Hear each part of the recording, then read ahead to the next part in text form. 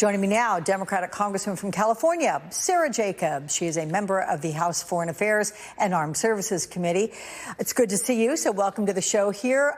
Look, this debate, it is the earliest one in U.S. history.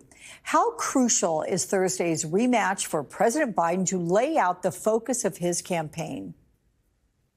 I'm really looking forward to the debate on Thursday. I think it will be an incredible opportunity for President Biden to talk about his forward-looking positive agenda for the future and also make sure that voters really understand the amazing accomplishments that he was able to do in his first term. You know, canceling over $160 billion worth of student debt, 15 million jobs created, the biggest investment in climate change ever, the first gun violence prevention legislation since I was in elementary school, an actual infrastructure package that is investing billions of dollars into our American infrastructure and economy. These are the kinds of things that he's going to be able to highlight. And you're going to see that compared to, Donald Trump's very dark vision of the future, where he said he wants to be a dictator on day one and where he's going to use the very levers of power against people who he believes has wronged him.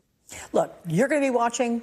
I'm going to be watching, but how much do you think your constituents or the greater general public will be paying attention this early in the process? I spoke with Adrienne Elrod earlier, a senior campaign spokesperson for Joe Biden, and, she made the point, 4.5 months still until the election. It's a long time for Americans to stay engaged. It is early, and I know a lot of my constituents are still dealing with the day-to-day of their lives, figuring out which summer camps they're going to be able to send each of their kids to, all of the day-to-day of life. But I do think there are a lot of Americans who are focused because they know that this election is incredibly important and really is going to determine the future of our country and the future of our rights, especially as women. All right. Well, let's move to today, Prime Minister Netanyahu, who repeated disputed claims that the U.S. was withholding weapons from Israel, saying about 4 months ago there was a dramatic drop in the supply of armaments arriving from the U.S. to Israel. He said after asking for weeks for shipments and receiving various explanations, he decided to go public with it. White House officials are baffled by his statements, but I'm curious, given your positions on committees, what do you know about this? Does the Prime Minister have any legitimate concerns?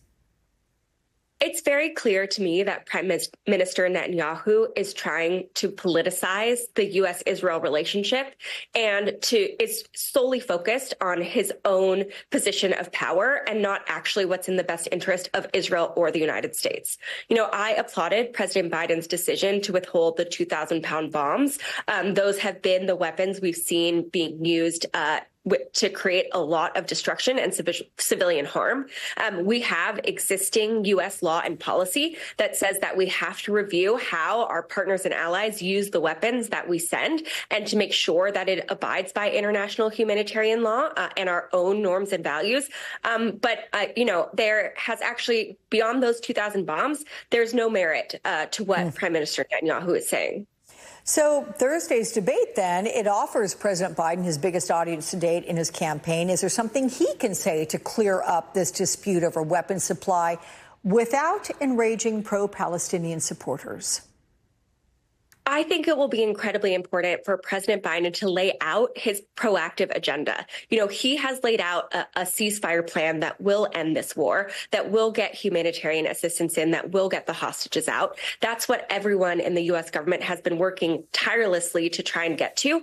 And I think it's important that he shows that he has a plan, not only for how to end this war, but also for how to actually build a future where Palestinians and Israelis can live in peace and dignity and autonomy. And frankly, I know that will only be possible if President Biden gets reelected, because we know that that's not something Trump is at all interested in. All right. But Benjamin Netanyahu, as you know, will be addressing that joint session of Congress next month. And the White House may be a little nervous about what he might say, because recent reporting suggests that Netanyahu would prefer Donald Trump to be elected in November. How politically fraught could this address be for the president in an election year? And by the way, are you going to attend?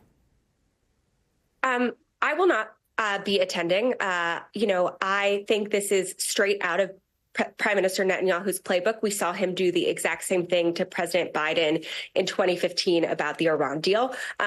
Prime Minister Netanyahu is politicizing the U.S.-Israel relationship and is weaponizing Jewish pain in a very dangerous way, in my opinion. You know, as a Jewish American, I was always taught the importance of tikkun olam, or repairing the world, in my tradition.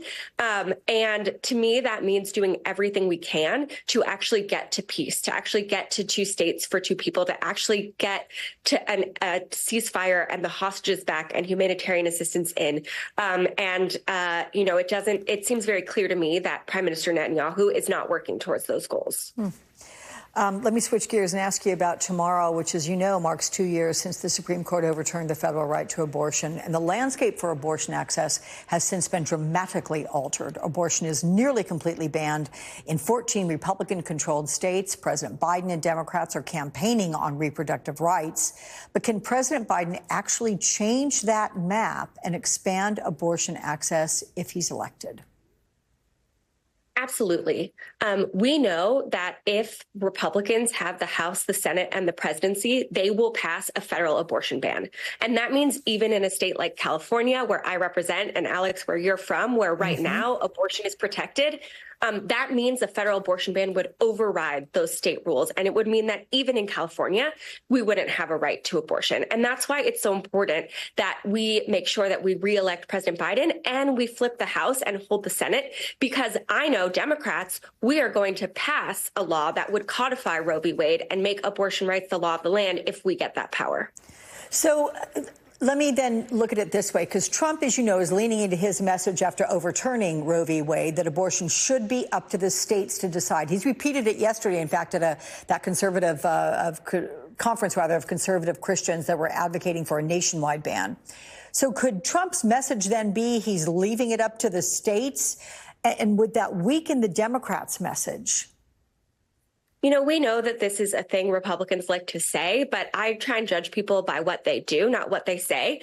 And Republicans have already introduced legislation that would ban abortion federally. They've introduced legislation that would create a federal fetal personhood standard, which would risk access to IVF and birth control. We've already seen what these Republican states are doing, where we're seeing women having to bleed out in the hospital before they're able to get seen, where we're seeing women actually having like terrible complications, sometimes even death, because they can't get access to the health care that they need. So we already know that they want a federal abortion ban. They've already introduced it, and that's what we are working to prevent. Okay, my fellow Californian and friend, Sara Jacobs, thank you so much. Appreciate your time with us.